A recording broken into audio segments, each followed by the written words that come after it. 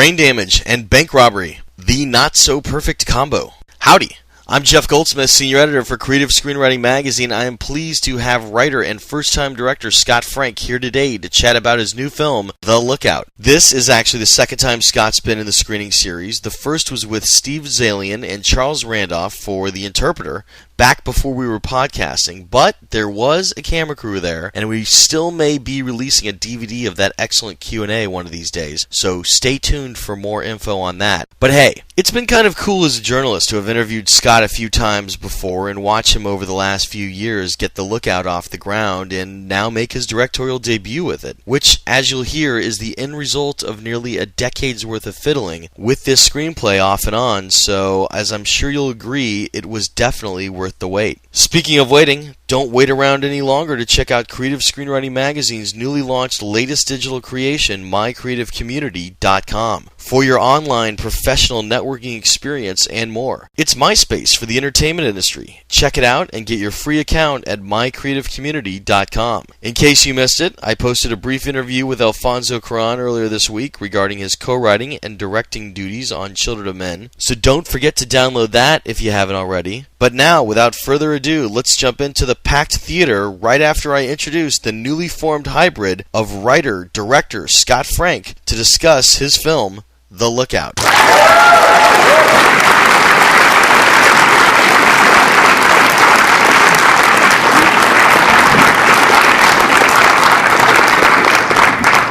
As is our tradition, just hitting newsstands today, here's your own copy of Creative Screenwriting Magazine. Oh, thank you. You're listed right there on the cover. Looks like the car... In two places. Yeah, it says death proof, but it's going to almost run you over, like the car is going to kill you. You're going to die. We're going to start moderated, as we always do, then we're going to open it up to the crowds for questions. Same question we ask everybody, but it's different every time. Tell us your breaking in story. I know it's about the genesis of Little Man Tate while you were at UCSB. Talk about coming up with that idea and getting an agent and getting out of there. My breaking in story, I'd written Little Man Tate when I was in college in 1982. And I'd won $300 in a contest at UCSB. So I was pretty convinced that I was going to move to Los Angeles and sell it and live off of the hundreds of thousands of dollars I sold it for. I didn't know a soul in LA, so I moved down here, and I got a job the only job I could get was at a company called Alan Landsberg Productions. And they were doing, I don't know if you remember that show, it was like the first reality show. It was called That's Incredible, where people would kind of maim themselves on camera. Greatest show ever. I love that show. Awesome show. So, but they were also, Alan's wife at the time was doing documentaries, and she sort of fancied herself the social conscience of the company. And I got a job doing research for his wife on those documentaries, which was a little strange because you would be sitting there. When I started, she was doing a documentary on children with cancer, and I'd be interviewing over the phone these incredibly sad parents. And across the aisle, I would always hear someone interviewing a farmer in Iowa who has, a pig that can bowl, or someone who can jump over a car at 100 miles an hour, or something like that. That sounds incredible. It's incredible. But anyway, long story short, I met a guy there. Alan Landsberg was also doing a sitcom called Give Me a Break with Nell Carter. And I thought to myself, well, hell, I could write that. So I met, the only person I could meet associated with the show was a guy named Randy Stone. And I gave him my screenplay. And I said, maybe you could pass this on to the producers and help me, get a job writing for Give Me a Break. And I got a call about a week later. I don't even think it was a week later. It was probably the next night at about 2 a.m. from Randy Stone. And I thought, okay, this is weird. And he said, I read your script, and I think it's really a piece of crap, but the writing is really good. So the story doesn't work at all. It's like a bunch of skits. But the writing, there's something about the writing, I want to option it for myself. And it's a piece of crap. I want to option it. Yes, it's a piece of crap. I want to option it because I think the writing is really good. You just got the story all wrong. So that began this beautiful friendship, and he optioned the script. I have it framed in my office, this contract for $50 that he optioned the script for in perpetuity. Did you draw that contract up yourself? I think it looked like it was typed on a Selectric that he had, that he just typed it up and left certain things blank, like the amount. And I signed this contract, and I left Alan Landsberg after about 6-7 months, and he actually paid me a little stipend to live off of. And I began rewriting the script, and a lot of it was based on his life with his insane mother. Randy was a child actor at one point, and his mom was living with an ex-con, and they had to move all over the country. And I really worked on it a lot with him over the next couple of years. And flashing forward, Randy remained the producer on the movie when the movie got made. Randy became very close with Jodie Foster, who eventually directed the movie. And Randy, who passed away actually about 3 weeks ago, was mentioned by her on the Academy Awards. But I'm doing what I'm doing because this guy recognized in my crappy script some good writing and helped me write that movie. I'm sad to hear he passed away. I mean, he stuck with the project for about 10 years. Is that right? Stayed with it forever. And what happened was I managed to get the script to... I gave my script to get a version. I'd rewritten a draft of it, and I got it to a friend of mine who was working at New World Productions. And New World did those Angel movies, Honor Student by Day, Hooker by Night. Remember those? You don't need to explain it to me. I know them very well. Have them. And I gave the script to a friend of mine to proofread, and she passed it on to another person there, who then passed it on to her sister, who was an agent, a talent agent at a company then called Leading Artist, which is now United Talent, I think is what they call themselves. And her sister then passed it on to a literary agent who read the script and did something unheard of in these days, gave me 2 pages of notes. There was a woman there who worked at the company who read all their scripts, and they gave me 2 pages of notes, none of which I followed other than the one that said it was too long, because it was about 180 pages. And so I rewrote the script and resubmitted it to that agency, and they became my agents for a while. And ended up, within a few months, I had an office on the Paramount lot because of Little Man Tate. Nobody wanted to buy it. Nobody wanted to make Little Man Tate. In fact, it took 9 years to get made. But people would read it and say, "We love this script. We hope someone else makes it." But it got me work, and it got me started. It would have been so awesome if you made one of the Angel movies, like if you wrote one of them. Well, I actually did write a treatment for New World Pictures. For an Angel movie? No. Not an Angel movie, but it was... I don't want to hear about it then.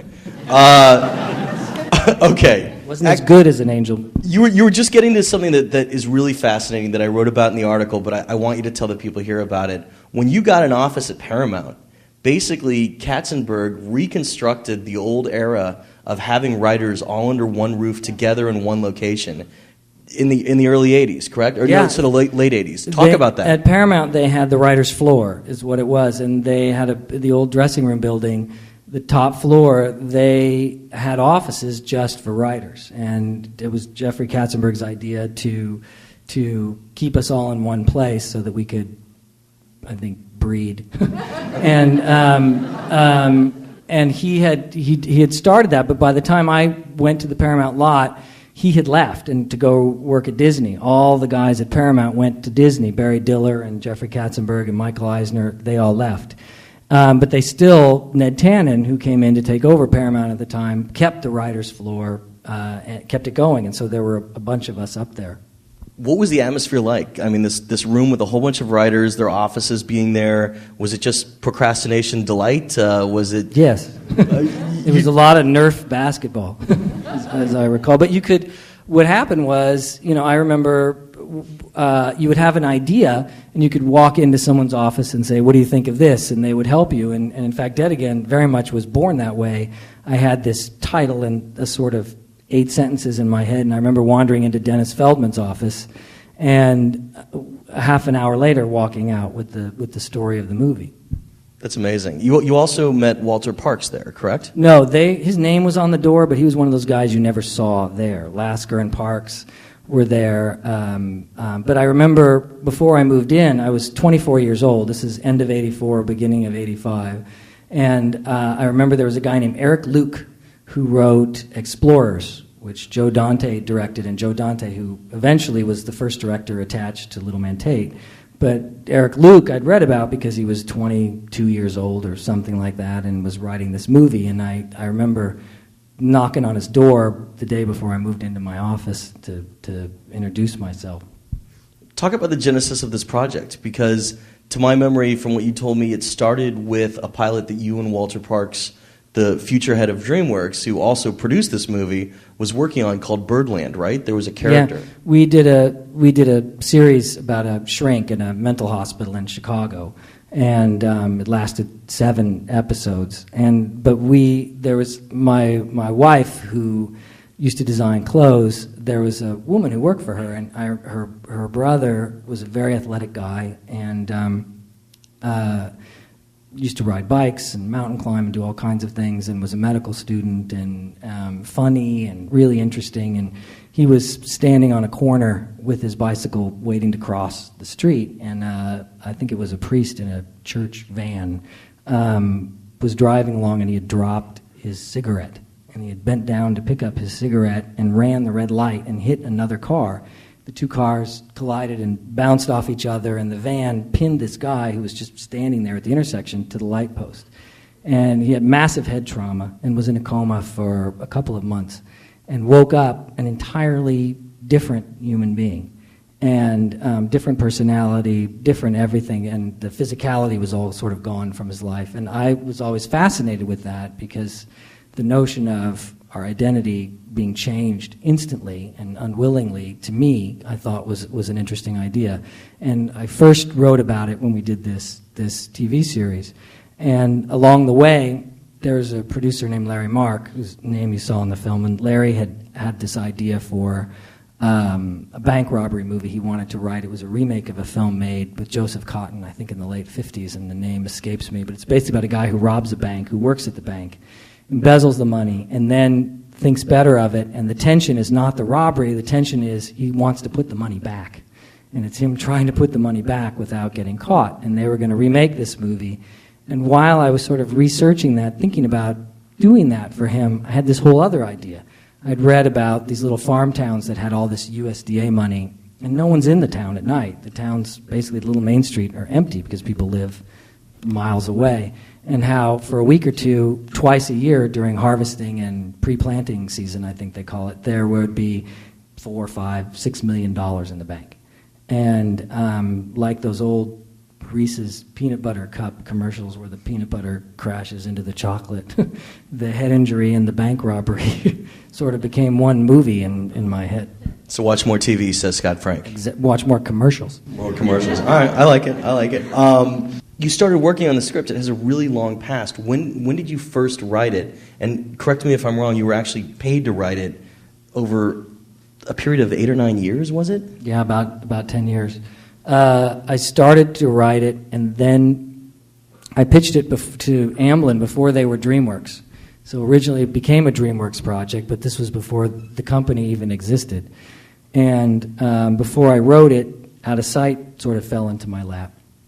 And I thought I would do that first. Really, well... Great film, Out of Sight, give it up, absolutely. But when I wrote... Thank you. But when I wrote that movie, I had no idea it was going to turn out to be a great film. I actually took the job because I was building a home in Pasadena. I was remodeling this house, and I didn't have any money.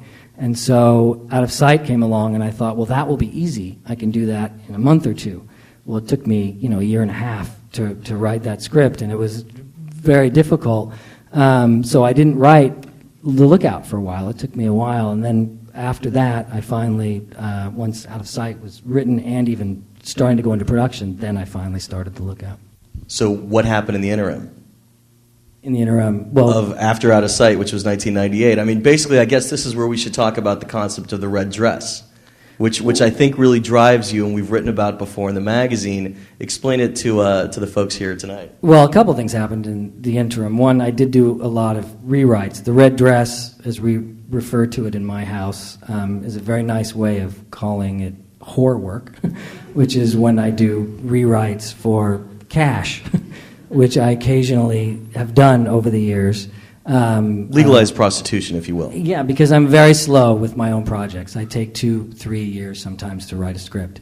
And so my wife will occasionally say very gently, it's time to put on the red dress or move. So, but it also gives you kind of like a padding so that you could continue working on your own projects, get them done just the way you want it, and not have a cash flow problem. Buys me a lot of time. It does two things. One, it enables me to work with all kinds of people, because those jobs can be really fun, and I can work with people I might not get the opportunity to work for, and I've done some really interesting jobs on scripts I might not ever even write, that end up being really interesting, and they become really interesting writing exercises. And then the other thing, as you say, is it buys me an enormous amount of time so that I can continue to work on my own stuff. The other thing that happened in the interim is when I finished the first draft of The Lookout, Sam Mendes was going to do it. This was right as he was finishing American Beauty. It hadn't even been released yet. And so he signed on to direct the movie, and he and I worked on the script for maybe 8 months or so, and didn't quite work out. We had a great time, but I think that we saw two different movies. You told us for the interview in the magazine that he kind of had a Midnight Cowboy approach. Yeah, in his version, basically it would be Joe Gordon-Levitt and Jeff Daniels rob the bank. That the two roommates rob the bank, come up with the idea to rob the bank. There is sort of no Matthew Goode in that version. It was a very different story, and it was interesting, but it didn't. I wrote a very bad version of it, and I had a great time writing it, but it was a really bad version. So Sam left to go direct Road to Perdition, I think it was, and then David Fincher came on, and David Fincher and I spent a year, and the movie you saw is basically the script that he and I developed. And he left. This movie was made for about $16 million.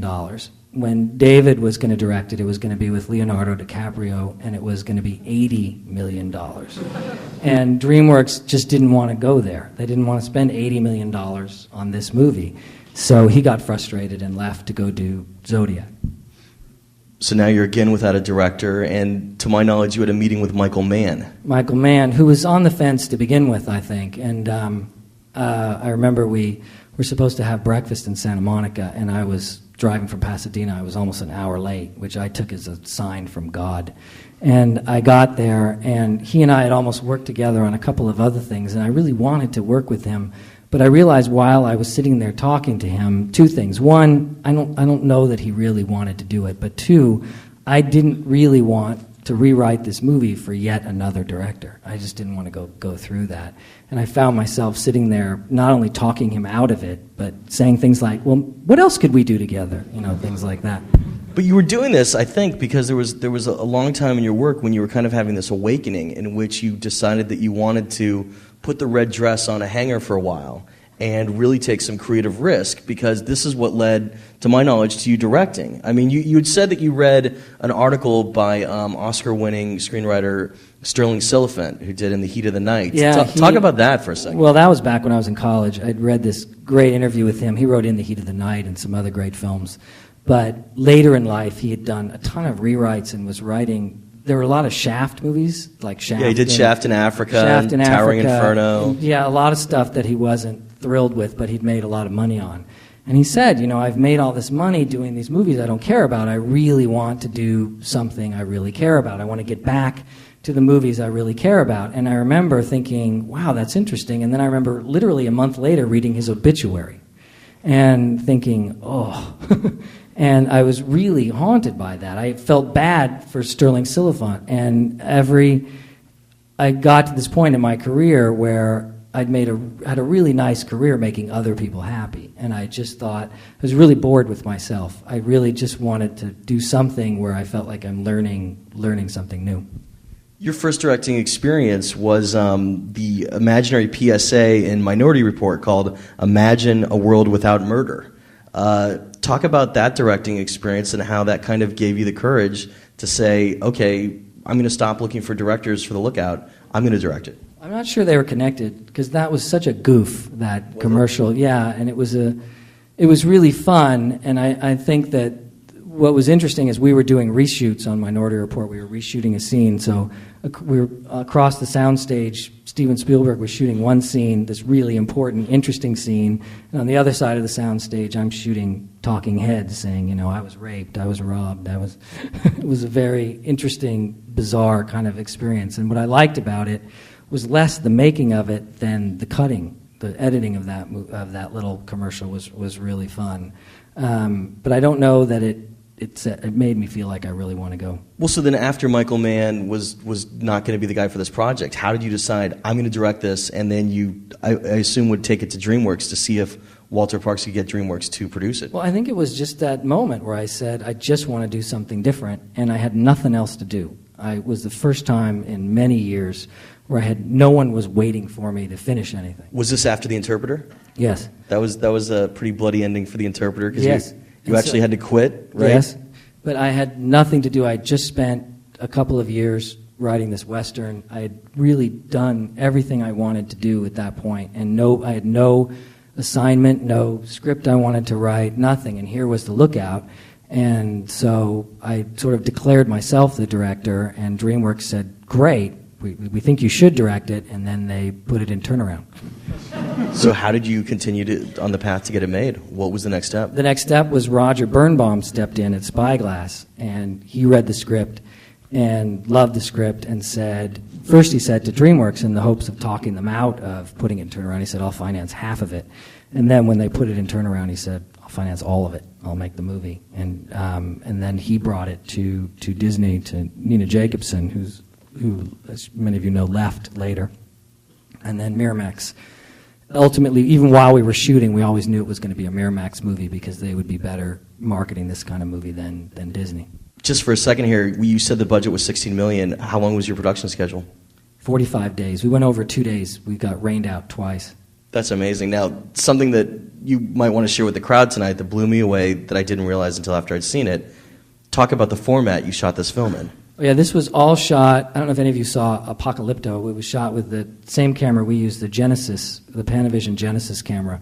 So this was not shot on film. This was all shot high def. I think it's some of the best high def I've seen. Yeah, it looks like film. There are 2 shots in the movie that look like video, and they're both quick pans during the shootout in the bank. But for the most part, it really looks like film. And the reason I shot on the Genesis was I knew I wanted to shoot widescreen, and traditionally the best-looking widescreen format is anamorphic. But the anamorphic lenses require a lot of light, and I was going fast, and I was shooting on dark farm roads in the middle of the night. So it was going to be a little impractical. The other way to go is what's called Super 35, which a lot of people shoot for widescreen. And the problem with Super 35 is if you're going to alter the color in the end to do what they call a DI, it's a couple $100,000, which we didn't have in the budget. So I tested all 3 formats, and I went up, and in Toronto we tested all 3 of them, and and then I had them all printed on film, like it would be the final release print, so I could see what they look like in release. And I'm sitting there in Toronto at the Deluxe lab with the head of Deluxe and my cinematographer, and I wouldn't let them tell me what I was looking at. And we watched them, and anamorphic looked the best. It just always looks the best. The blacks are truly beautiful. But second place was the Genesis camera. And the head of Deluxe turned to me and said, I'm a film guy, and that's beautiful. That's really beautiful. And it was, and it was a great format for us to shoot in. Really is amazing looking. We're going to get to your directing in a second, but tell us first for a moment just about your writing habit. How many hours a day do you write when you write a script, and what do you do to battle writer's block if you get it? Well, hopefully I've never had writer's block, I'm hoping. I get stuck, which is a different animal altogether. I usually work a couple hours a day. I'm in the office for 8 hours a day, but a lot of it is thinking about writing or avoiding writing or talking on the phone or doing the crossword puzzle or doing anything other than actually writing. And I'll write for a couple hours early in the morning, and then right at dusk, right before I have to go home, I panic and realize I haven't written anything. And usually the last 20 minutes of the day I get a ton of stuff written right before I have to leave. So definitely panic. That's your advice to writers. Absolutely. Panic is your friend. Now, I ask this respectfully just because this project was batting around for so long. A lot of people kind of lose faith in their own projects sometimes. You had written this before Memento came out, which is another movie that's not a crime drama like this exactly, but it is about memory loss. What did you see? What did you think when you saw that? Were you like freaked out? Did you consider giving up on this, or? It was a little unnerving, but it was a different movie, and Absolutely. I remember I have a buddy who wrote the movie Big, and I remember before that movie came out, there were 2 other movies about grown-ups in kids' bodies or kids in grown-ups' bodies. And Big came out, and it was just better. And it just was its own thing. And I just kept thinking about that and thinking, it's a very different story, and it has some things. And I read online all the time people who see the trailer, and they think it looks like Memento, and they talk about him writing down. And I just think it's a different movie. It's about different issues than Memento is, or I hope it is. No, it is. I mean, and you also get the sequencing. Talk about when you got the concept of him telling the audience the story of the movie as a story. I wake up, I take a shower, because it runs throughout the movie, and it's a good recurring thematic. I think I had that from the beginning. I think I always wanted him to sort of talk about, in the context of him really writing to himself, I always wanted to do that. It was always part of the original concept. One of the interesting things is you don't show the accident in the beginning of the movie. When did you decide in your screenplay that you would, have the big flashback where the emotional floodgates really come out for that character? Again, I think I always wanted to do that. I really wanted to save the accident. But that late in the third act? Yeah. Okay. Yeah. What was the toughest thing for you to write in this screenplay? The scene in the basement where he talks him into robbing the bank. That was the hardest scene. I mean, it's a great monologue, and the way he does it with the independence values of him not being able to get a $1,000 loan from his dad is really great. Yeah, that was just a very difficult scene to write because it has to accomplish a lot, and the movie literally turns on that scene. The whole movie changes from that point on, and I could feel it in the writing as I was writing it that it carried so much weight, and that made it a tough scene to write. No, it was tough to write. Was it tough to direct? Yes, it was tough to direct because I think for Matthew Good, who's essentially giving an 8-minute monologue, he has to carry the whole scene. And so I realized that as the day we shot that scene, I remember we got to the set and we'd rehearsed the scene. I'd done rehearsal before the movie, but I actually shut the set down. The AD wanted me to run the scene for the crew, because usually what you do is you run the scene for the crew. The crew sees the way it's going to work, and then everybody starts lighting and doing their work and going off. I told the AD we're going to start 2 hours late today. And my hope was that I would start 2 hours late, but it would buy me lots of time. I rolled the dice in that Matthew would be able to get so prepared that the rest of the day would go incredibly fast. So I shut the set down, and it was just myself and my cinematographer, who the actors loved and trusted, because I wanted him to start thinking about the scene. And we went into the location, and we just ran it over and over and over and over again. And we took about an hour, I guess it ended up being, to do that. And then I invited just the department heads to look at the scene, and we kind of fine-tuned it some more. And then I invited the whole crew to watch the scene. And then while they were lighting the set, I took the actors upstairs, and we sat at a table, and we literally wrote in the script all the little changes and the little moves and the way it was going to be, so that then Matthew could go off for an hour and really, by himself, rehearse and memorize the scene as we planned it. And he did. He could do it over and over, and he came on that day, and it was game on. He was really, really ready to go, and it bought us a lot of time. We ended up going twice as fast as if we had to kind of stop and start. Your writing is always sharp, but I thought for a directorial debut, you did a great job in this film.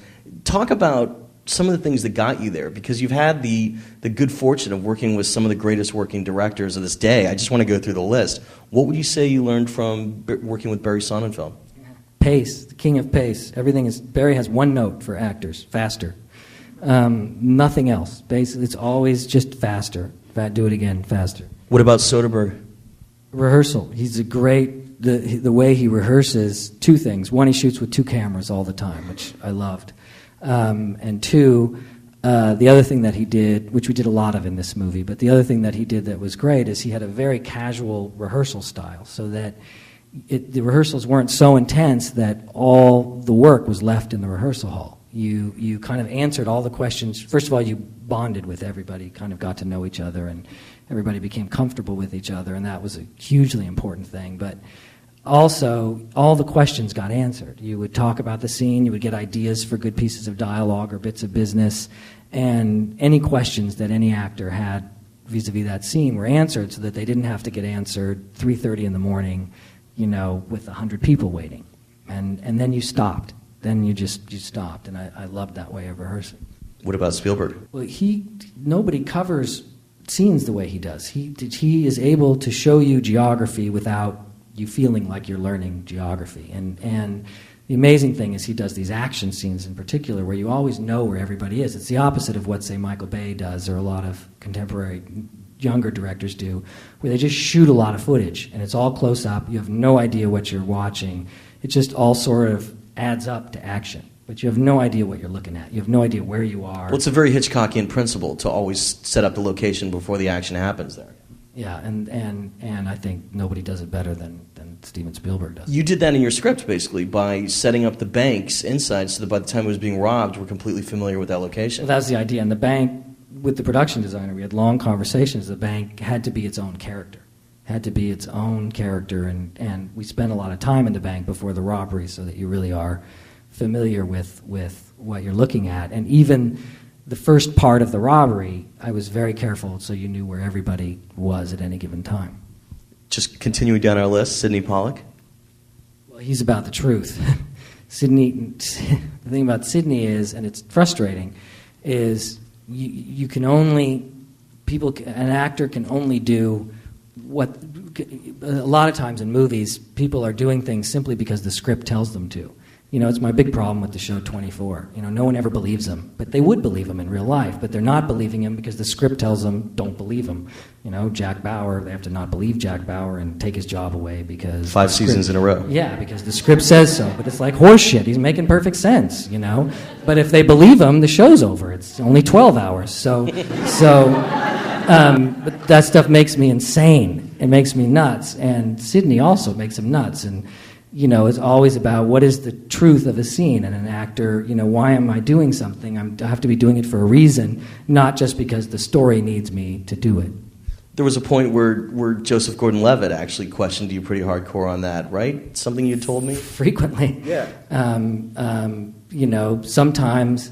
But about something during the bank robbery. He didn't want to do something that you would... Sometimes he would not...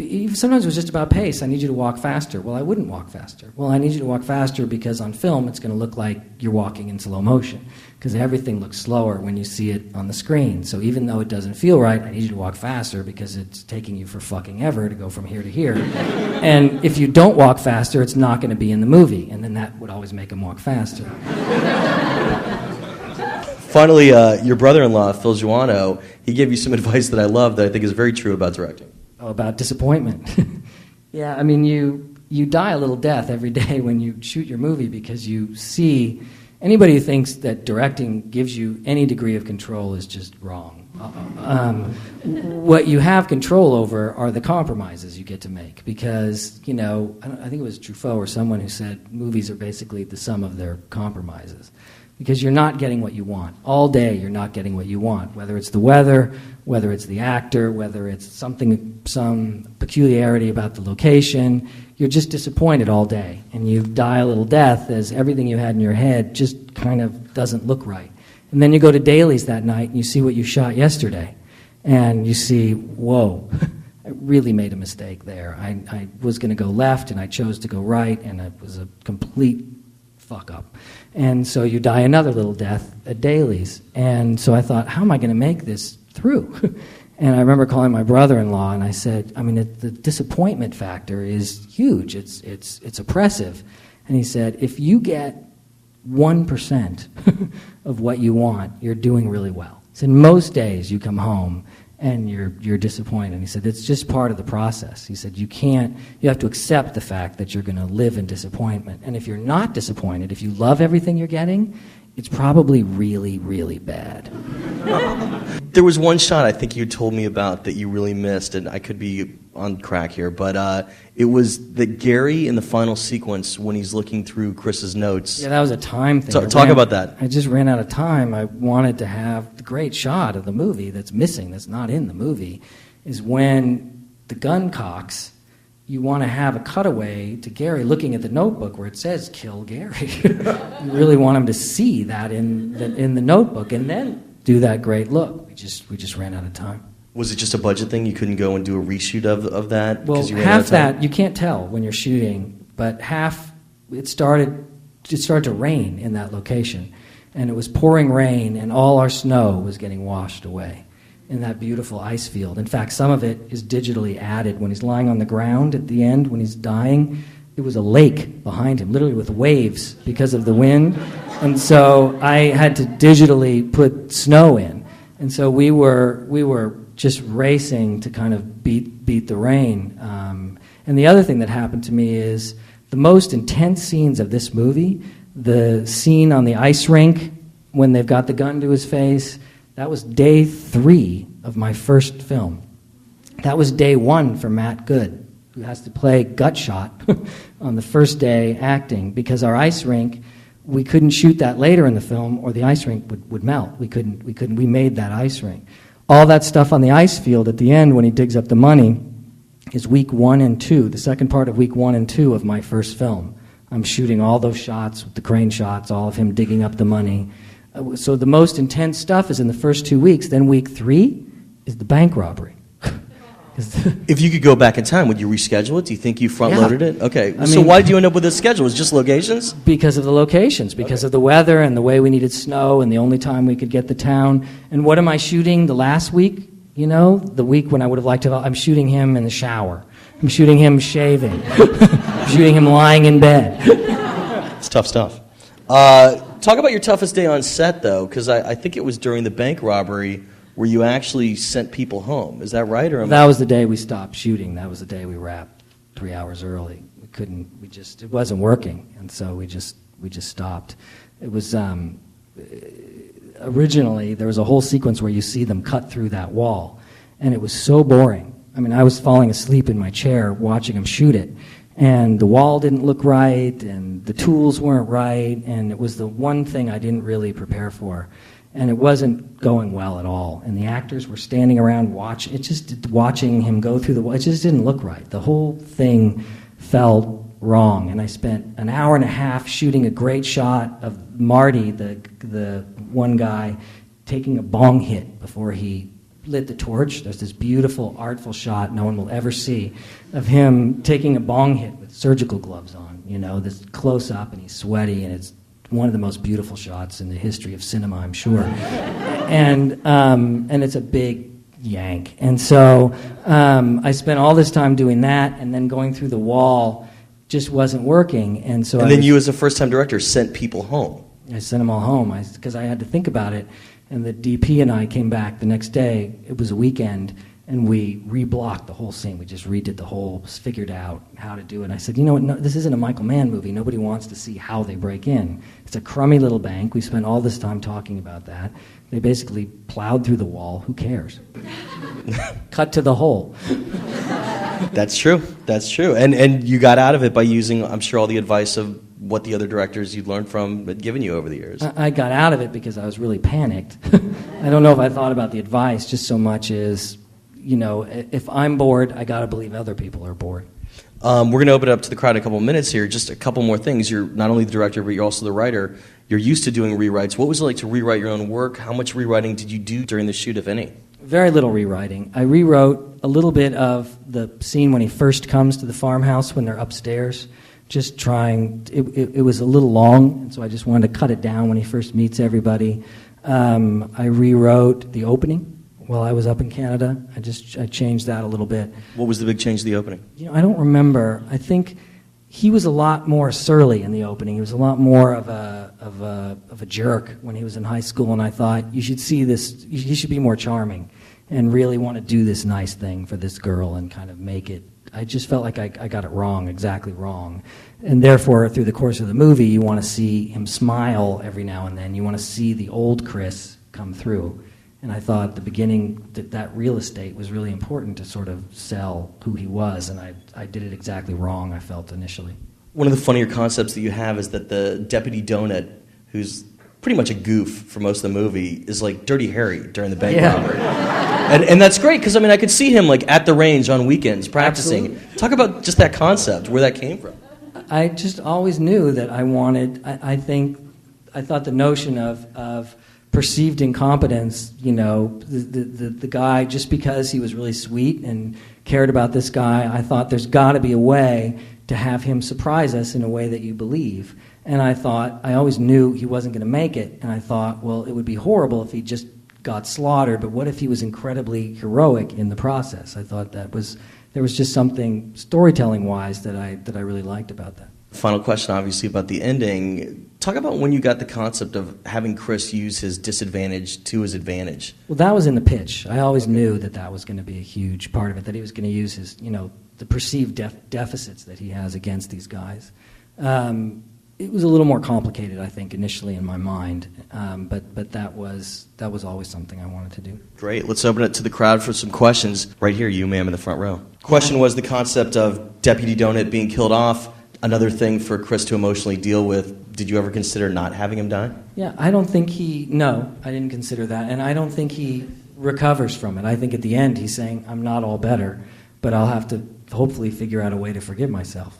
I didn't want it wrapped up at the end. I didn't want to answer everything at the end, and he is responsible, essentially, for that happening.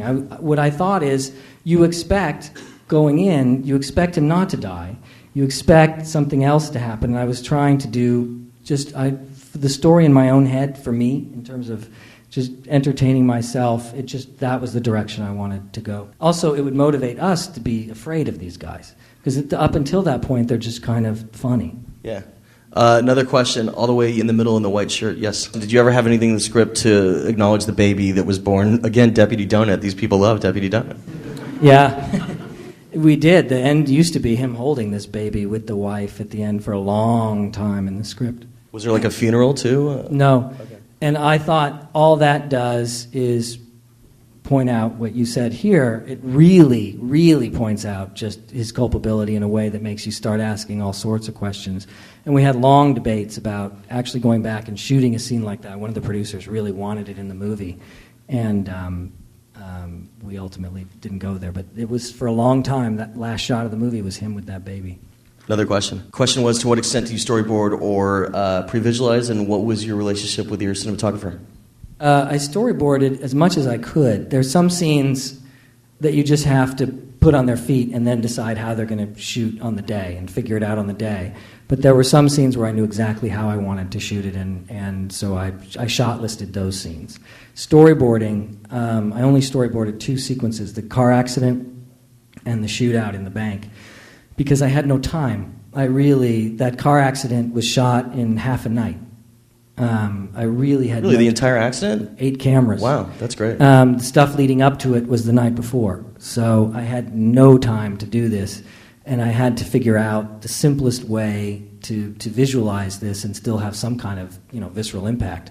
So the only way I could do that was to storyboard it and change the storyboards and go back and forth. And we literally would check off the storyboards. There'd be no improvising. We shot it as it was boarded. Same with the shooting. And those 2 things are one of those places where I wish I had more time.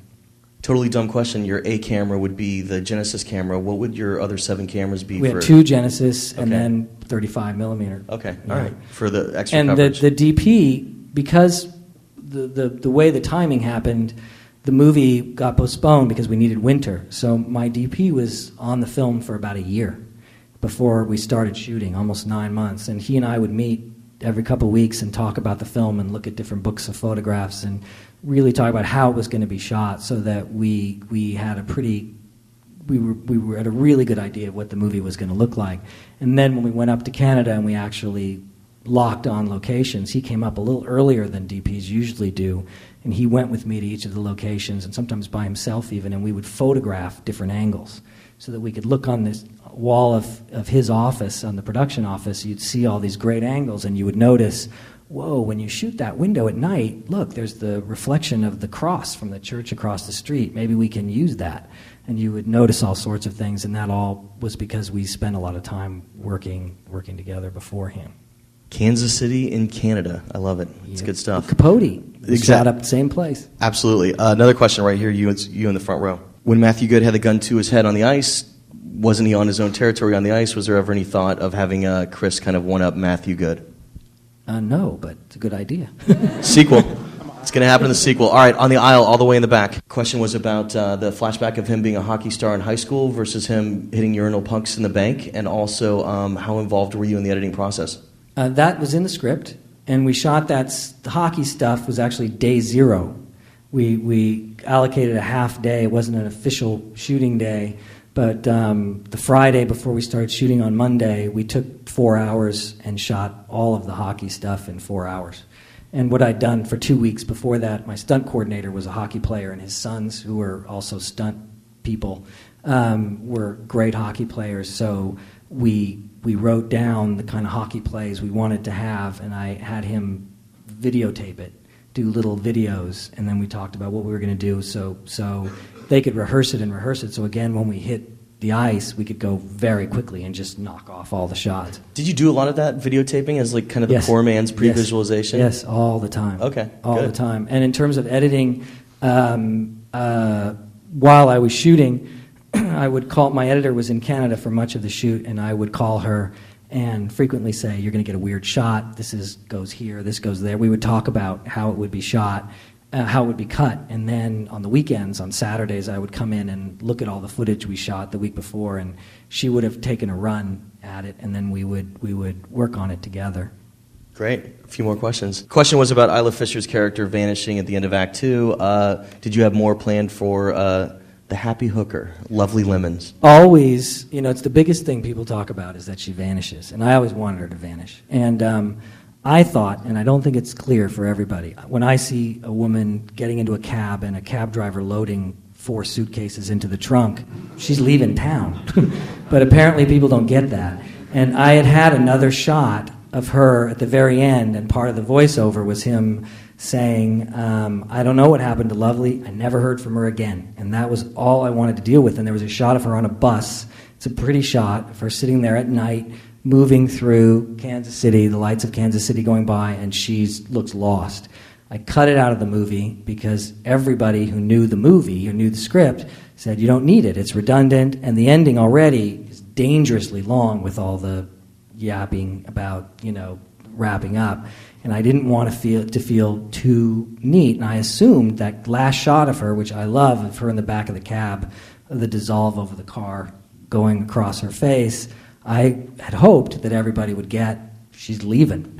I think it was also clear that she was, set up with him through Matthew Goode's character. She didn't really... A lot of people don't get it. I'm hearing that over and over and over again. So don't lose let's sleep. not be clear. Don't lose sleep. You on the aisle, ma'am. Yes. You thought, okay, With someone thought she was leaving to meet up with him? Wow, it's like a choose-your-own-adventure book. I like it. All right, you, ma'am, on the aisle. Question about the casting. Was Joseph Gordon-Levitt your first choice? No, Ryan Gosling was attached for about 6 months and decided he didn't want to do it. After about 6 months, we were between studios and the money wasn't there, and so he left.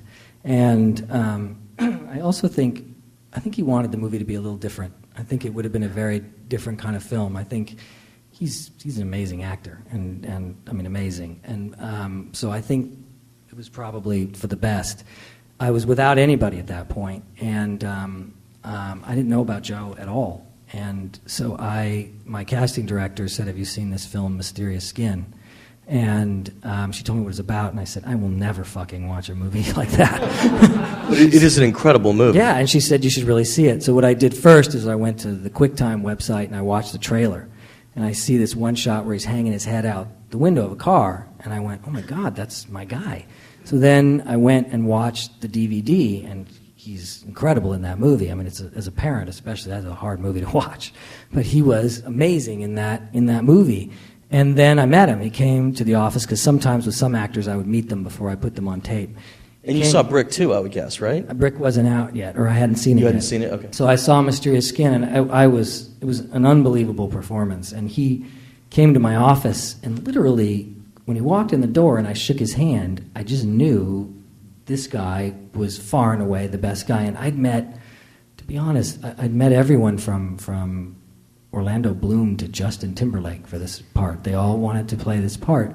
And what David Fincher kept saying when he was directing it, he kept saying before Leonardo was involved and he was trying to think about who was going to be in this, he kept saying, remember, this isn't a retard movie. It's not a retard movie. You don't want someone who's going to be, acting up a storm playing a retard. It's about doing nothing. And he was right. And it's about the challenge was, he's an angry character. He has a lot of anger. And if you play angry, it gets tiresome after a while. And so I needed somebody who could also be charming and you could see the old guy through the new guy. And Joe came in, and I could just tell that he could do that. And then he came in and read, and it was unbelievable because when he read, it was so much better than what was in the script. It was fantastic, and that was that. I think Joseph Gordon-Levitt's amazing. So, okay, a few more questions. You, sir, on the aisle in the hat. Question was about working with your producer, Roger Birnbaum. Did he just give you the money, or was there more feedback? Any harsh notes? No harsh notes. I would get a call every day saying how much he loved the dailies and how much he loved the film. The company is great. There's a guy named Jeff Chernoff who helped me in pre-production, who's their production executive, and helped me figure out how to budget the movie and gave me lots of help throughout production. And then they have someone named Rebecca Rudd who helped me in post-production, who really, they hold your hand all the way through. They're incredibly cheap, which going in, so you have to be careful. That's how they've stayed in business for so long. They're very careful with money, which is the phrase they would use as opposed to cheap. But they really left me alone, and Roger said to me, once we agree on the budget and once we agree on the script, as long as you keep your promise, I'll keep my promise, and damn it if he didn't do that. Right down to, I had to sign a contract that said this movie had to be PG-13, and I kept saying to him, this isn't PG-13. This will never be PG-13. And if you neuter this movie to try and get some audience that won't even want it, which happened on Minority Report, I went through that, where we changed that movie to try and get an audience that never came. Was it going to be R at one point? Yeah. Okay, cool. And so, I'd like to have seen that. So I said, you can't do that with this movie. And I remember one reason I didn't make the movie at Fox, they wanted to make the movie, is they said, you have to make it PG-13, do yourself a favor, we can advertise, on prime time, we'll get a better audience, so on and so forth. And so Roger said to me, just make the movie you want to make. I promise you, if that's what the movie wants to be, that's the movie we'll release. But if everyone hates it as an R movie, then we'll have to talk about it. And he kept his promise. And he really became involved during production, all the way through when I was writing the script. It was Walter Parks. Walter Parks and I spent many years and thousands of hours writing the script. I'm sorry to say, I forget, but what is the final rating of the movie? R. Is it R? Okay. Just for language, I think. Yeah, because it's not that violent, or there's no nudity. I mean, so it's just violence. I tried. What are you doing on your directorial debut, man? You need skin. All right, so over here, you, sir, on the side. What's your next project? I don't know. I have this Western that I might do, but people don't seem to have a big appetite for Westerns. I know it'll get made eventually. I'm writing a movie for Universal, another original script, called 44, which is my midlife crisis movie, set in the world of automotive design. And I'm also adapting for Paramount a Jonathan Troper novel. I don't know if you've ever read any of his books. It's one that hasn't come out yet called After Haley. So hopefully one of those three. One or two last questions right here. You, sir, in the second row. What was your background working with actors, and what did you find different about doing it this time? I really didn't have an extensive background working with actors other than rehearsing with them as a writer. I think that was, for me, the single best part of the experience was working with actors. That was my favorite part. I mean, aside from the fact these were incredibly nice actors, I mean, really good people, not an asshole among them. Because I'd written this movie so long ago, it was a little like looking at a high school term paper and wondering, well, who wrote that? It was 10 years ago, and the way I reconnected to the material was through the actors, and that for me was far and away the best part of it. One last question, let's make it a good one. How was the transition between screenwriting and directing? Will you direct again, and which do you think is tougher, screenwriting or directing? It wasn't difficult because I really wanted to do it, and I was really ready to do it. It's a very different thing. I think writing a script is way harder than directing a movie. I think writing a good script is 100 times harder than directing a movie. Directing a movie is just exhausting. It's just exhausting and stressful. But writing a good screenplay takes me years and feels like I have malaria for 3 years until I'm done. It's way, way, way more difficult. But directing is just it's a much more exhilarating kind of thing, and it was just a different creative muscle, and so the transition seemed okay. The odd thing was I realized it was day 10 or 11, and I felt like I'd been doing it for 20 years. It was a very strange feeling. I don't know why. It didn't feel, even the first day, the hockey stuff felt weird because I was disconnected from the actors. There was so much action. I wasn't even calling action. The AD was. It was because it was so action-oriented, that day 0, I felt very disconnected. But then the first day, my first day of shooting was that scene with Carla Cugino, who A, I'm madly in love with, and B, was this very controlled, intimate scene in that coffee house. Suddenly I felt, really comfortable because I'd been thinking about it for so long. And in answer to your question, will I do it again? I want to do it tomorrow. So, do you have the bug now? Are you going to really try and direct as much of your work as you can now when you do a new spec? If they let me. Well, we can't wait to see what you do next. You've been very generous with your time. Give it up again for Scott Frank. Thank you very much. Thank you. And that's how the Q&A went down. Thanks again to Scott Frank for spending time to chat with us about The Lookout. Please remember, if you dig this episode or the podcast in general, consider tossing a virtual tip into our PayPal virtual tip jar by visiting www.creativescreenwritingmagazine.blogspot.com and look for the PayPal icon. It's much appreciated, and your tips definitely help out. And thanks for all your letters. Man, I got a letter from India this week with a trippy story about a really jazzed up crowd watching Little Miss Sunshine and how they dug that podcast. Kinda wild and far away, India, but that's cool. So remember, you could write in anytime to yo.goldsmith@gmail.com, and I will definitely do my best to respond. I post new episodes on most Fridays, and next Friday is no exception, and it will be the Hoax Q&A with screenwriter Bill Wheeler. I'm Jeff Goldsmith, Senior Editor for Creative Screenwriting Magazine, thanking you again for tuning in and telling you to stay out of trouble till next week.